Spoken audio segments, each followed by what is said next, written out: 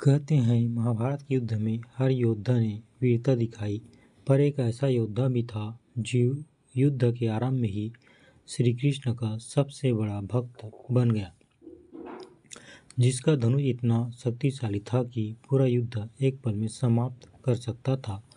परंतु उसके ज्ञान, उसकी शक्ति और उसकी भक्ति ने स्वयं भगवान श्री कृष्ण को भी रुला दिया।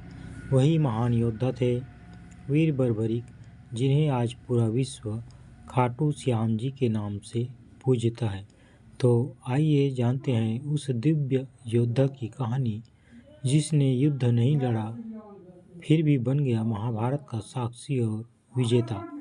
बर्बरीक का जन्म घटोत्कच और मौरवी अहिलावती के घर हुआ था। घटोत्कच स्वयं भीम और हिडिंबा के पुत्र थे।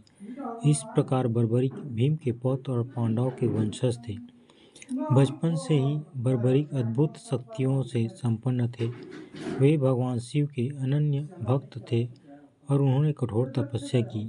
उनकी तपस्या से प्रसन्न होकर भगवान शिव ने उन्हें वरदान दिया, हे वीर, तुम्हें ऐसा धनुष मिलेगा जिसकी गति वायु के समान होगी और तुम्हारे तरकस में 3 अद्भुत बाण तीर रहेंगे जिनसे तुम पूरा संसार जीत सकते हो।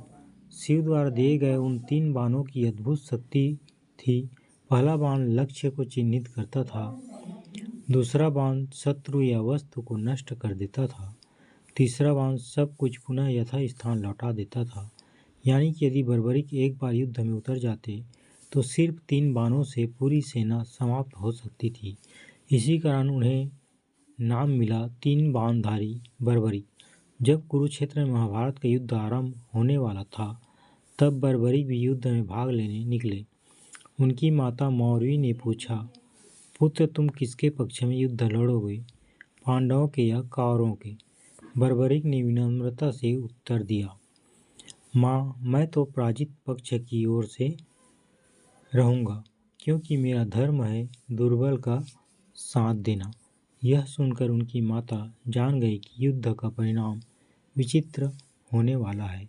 जब बर्बरीक युद्ध भूमि की ओर बढ़ रहे थे, तो मार्ग में स्वयं श्री कृष्ण एक ब्राह्मण के वेश में उनके सामने आए। कृष्ण ने उनसे पूछा, वीर, तुम किसके लिए लड़ने जा रहे हो? बर्बरीक बोले, मैं युद्ध में दुर्बल पक्ष की ओर से लड़ूंगा। कृष्ण मुस्कुराए और बोले, यदि तुम दुर्बल पक्ष में रहोगे तो युद्ध का संतुलन बार बार बदलता रहेगा, क्योंकि जिस पक्ष में तुम रहोगे वह कभी हार नहीं सकता। तब श्री कृष्ण ने उनकी शक्ति की परीक्षा ली।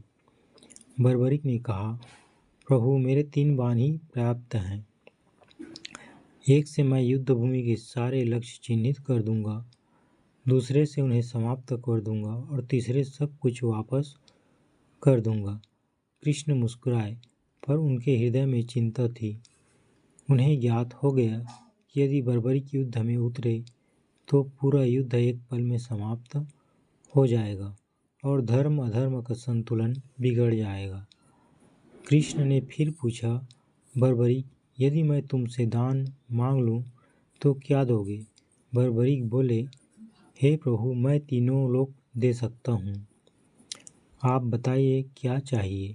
कृष्ण ने कहा, मुझे तुम्हारा शीश चाहिए। क्षण भर के लिए मौन छा गया। फिर बर्बरीक ने मुस्कुराते हुए कहा, प्रभु, यदि यह आपकी इच्छा है तो मैं यह शीश हर्षपूर्वक अर्पण करता हूँ। बर्बरीक ने अपना सिर स्वेच्छा से अर्पित कर दिया। कृष्ण ने वरदान दिया, हे वीर बर्बरीक, तुम्हारा यह शीश युद्ध समाप्त होने तक जीवित रहेगा और पूरा महाभारत युद्ध तुम्हारी आंखों से देखेगा। युद्ध समाप्त होने के बाद श्री कृष्ण ने बर्बरीक से पूछा, तुम्हारी दृष्टि में युद्ध किसने जीता? बर्बरीक बोले, प्रभु, मैंने देखा कि रणभूमि में कोई और नहीं, केवल आप ही युद्ध कर रहे थे।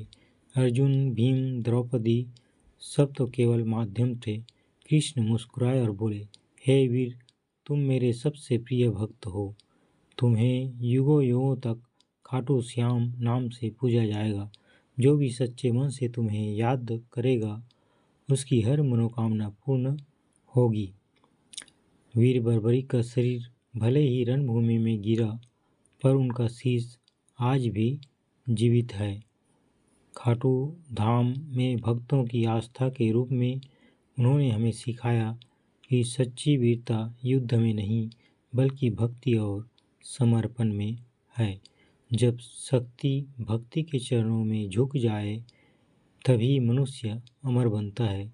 जय श्री कृष्ण, जय खाटू श्याम जी, राधे राधे।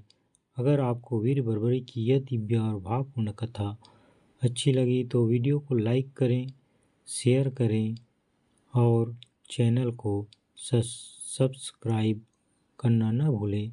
आपके हर हर महादेव, जय श्री कृष्ण और राधे राधे कमेंट से यह कथा और पवित्र बनेगी। जय श्री कृष्ण, जय खाटू श्याम जी, राधे राधे।